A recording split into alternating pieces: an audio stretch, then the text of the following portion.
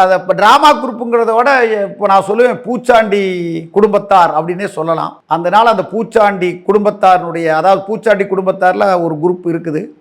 அதாவது மு.க. ஸ்டாலின் தான் அதுக்கு வந்து தலைவர், உதயநிதி ஸ்டாலின் வந்து அது துணைத் தலைவர், அப்புறம் கனிமொழி அக்கா இருக்கிறாங்க, அப்புறம் அதுக்கு அடுத்துல மருமகன் சேகர்பாபு, அனைத்து பேருமே அந்த இதில் அவங்களுக்கு பதவிகள் வழங்கப்பட்டிருக்குது. அவங்க வேலையை பூச்சாண்டி குடும்பத்தார் செஞ்சுட்டு இருக்கிறாங்க.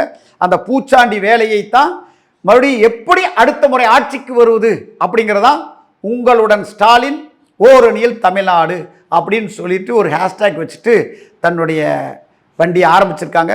அந்த வண்டி கண்டிப்பாக நடுக்கடலில் விழும். வரக்கூடிய 2026 எடப்பாடி பழனிசாமி அவர்களுடைய தலைமையில் 234 தொகுதியிலும் மிகப்பெரிய வெற்றி பெறக்கூடிய சூழ்நிலை தான் இப்போ இருந்துட்டு இருக்குது. மக்கள் ஆரவாரமாக மிகவும் எழுச்சியுடன் சாரசாரியாக கும்பல் கும்பலாக அவருடைய பிரச்சாரத்தில் கலந்துக்கிறாங்க.